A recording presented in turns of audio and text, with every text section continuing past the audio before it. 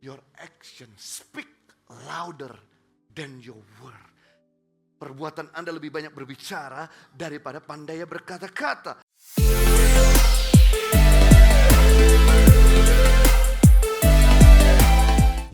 Yang kedua, karakteristik kepemimpinan pembapaan, pemimpin sebagai teladan.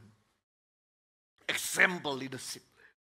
1 Timotius 4 ayat 12. Jadilah teladan bagi orang-orang yang percaya dalam perkataanmu, dalam tingkah lakumu, dalam kasihmu, dalam kesetiaanmu, dan dalam kesucianmu.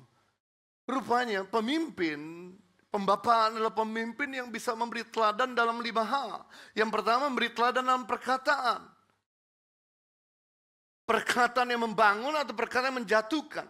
Perkataan yang selalu bersungut-sungut atau perkataan yang selalu bersyukur. Perkataan yang selalu ngomongin orang atau perkataan yang selalu membangun orang. Perkataan yang berkualitas atau perkataan yang sia-sia.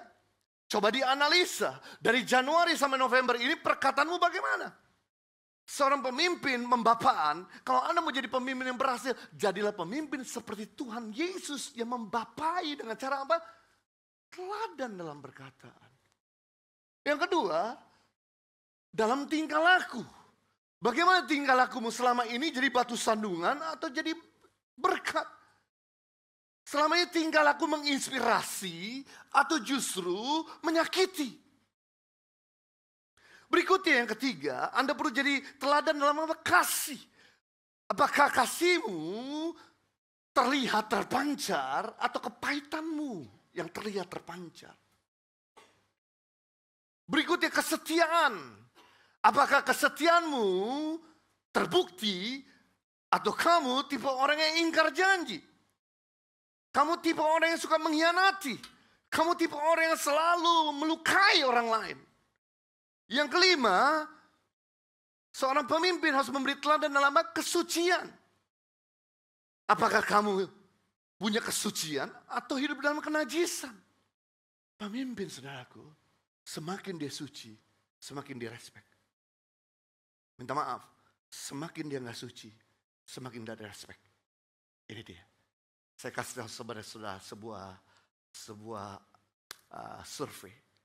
Sebuah organisasi jatuh, terjun bebas dari jemaat yang banyak atau staf yang banyak, keuangan yang banyak, nama yang terkenal, jatuh, terjun bebas, pup, disebabkan karena skandal. Tapi sebuah organisasi jatuh pelan-pelan, turun pelan-pelan, keuangannya turun, stafnya berkurang, makin pergi, jemaatnya berkurang disebabkan karena masalah keuangan. Kalau masalah keuangan tinggal betulin aja. Jangan kamu pegang uang, orang lain yang pegang uang, maka dia naik lagi. Tapi kalau udah urusan skandal, kamu cacat seumur hidup. Sorry to say, sendal bekas masih bisa dipakai orang lain. Tapi hamba Tuhan bekas, gak ada yang mau pakai. Makanya pikir baik-baik sebelum kamu melakukan sesuatu yang mentoleransikan kesucianmu.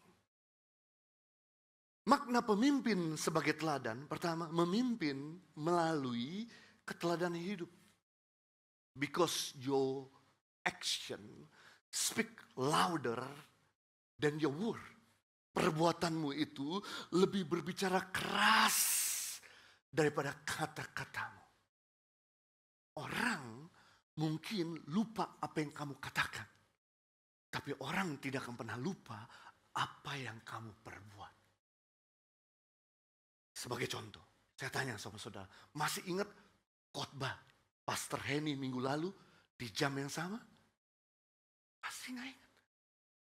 Tapi perbuatan Pastor Henny pasti saudara nggak akan lupakan.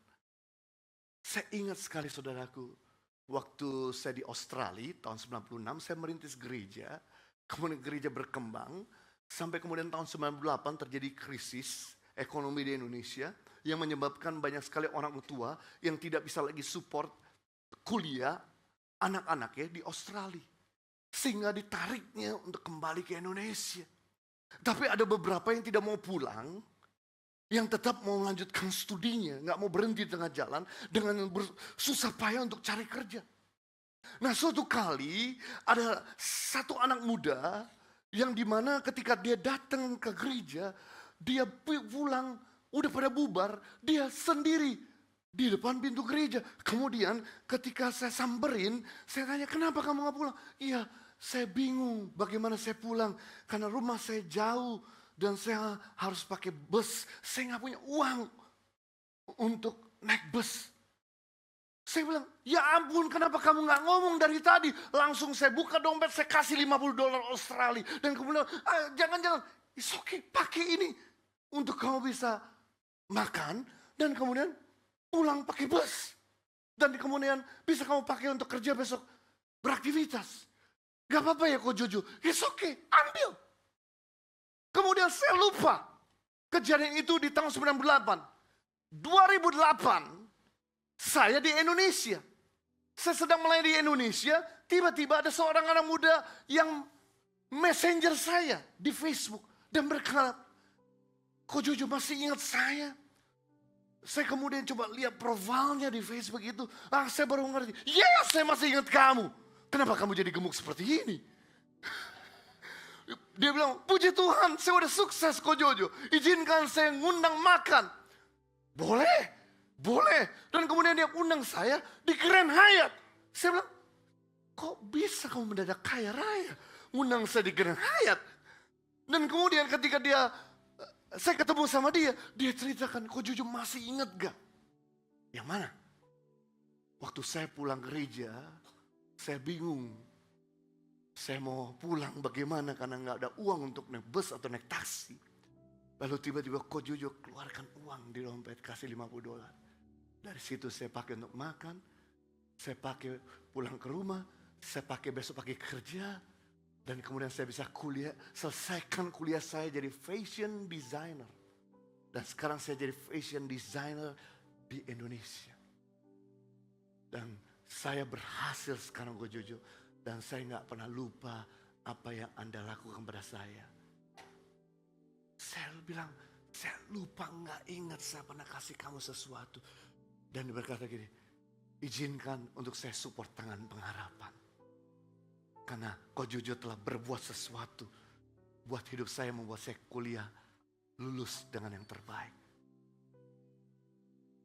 Wow, your action speak louder than your word. Perbuatan Anda lebih banyak berbicara daripada pandai berkata-kata.